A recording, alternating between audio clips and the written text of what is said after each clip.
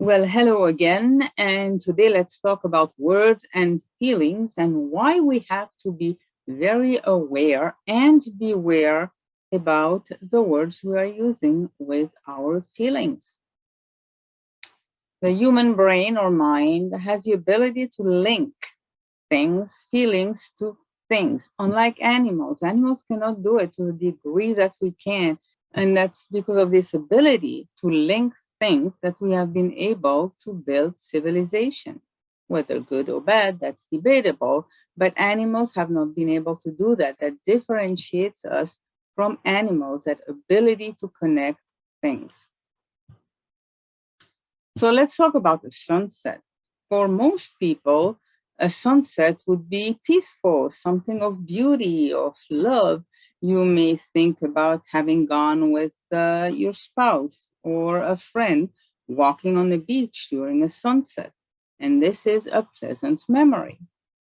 However, for some people, a sunset on the beach represents grief, a loss. They used to go with a friend, and when they go back to the beach, the only thing they can think about is that friend or that spouse that is not with them. So the same sunset will bring different feelings to different people because of how we connect different things together. A sunset and a feeling are either pleasant or unpleasant. Sound of waves. I love the sound of waves.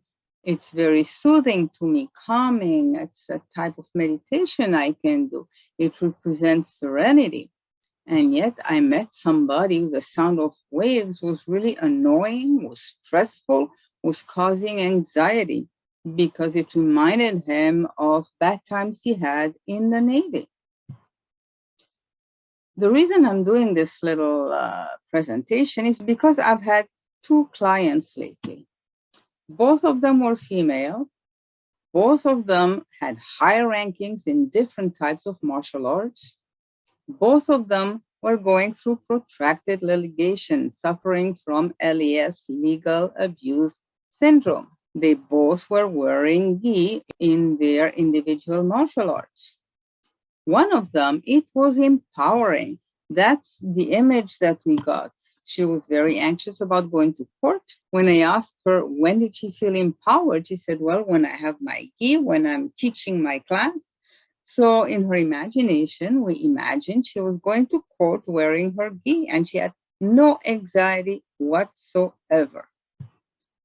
My other client wearing gi brought some sadness because she used to be with a great group. She loved it, and the group was dismantled. And when she got into her gi again, that's a sadness that was brought up. So, same material, same piece of cloth, if you want a gi, a kimono, whatever you want to call it, it can bring totally different feelings to different people depending what we associate things with. So a sunset, waves, a gi, really those things can be facts. You can describe a sunset, you can listen to the wave and describe them, you can describe a gi. They don't have feelings on their own. We bring a feeling and a meaning to these different things. Somebody was to ask us about, a sunset. What is it? What feeling does that bring you? You can usually connect it to a prior event. How about waves? Why do you like them? Why don't you? And you can connect them. The same thing with the gi. So, what if we could, and actually we can, disassemble things and feelings? We would have more control and be proactive instead of reactive. We wouldn't react by seeing a beautiful sunset, react with sadness. We wouldn't react if we heard waves. We wouldn't react when wearing different apparel. We would be proactive. We would understand why we have that reaction. But sometimes it can be more tricky when it's an unconscious link. I had a 6 year old boy who went to the doctor, who was my mentor at the time, and he was deathly allergic to broccoli, which was very unusual. People don't have a broccoli allergy.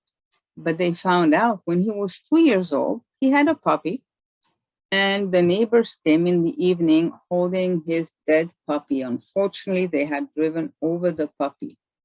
Well, the child was eating broccoli at the time, and his brain connected the broccoli with the death of the puppy. Instead of connecting the death of the puppy with his sadness, the brain connected the broccoli with the sadness and with death.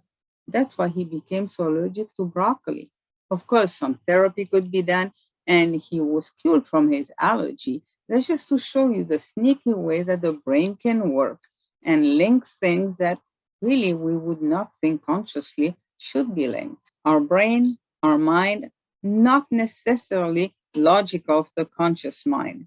We make connections according to feelings that we've experienced prior to that. So if you want to become more proactive in your life, figure out why you have these feelings and these reactions when you see somebody, when you hear a special song, whatever happens, why are you reacting?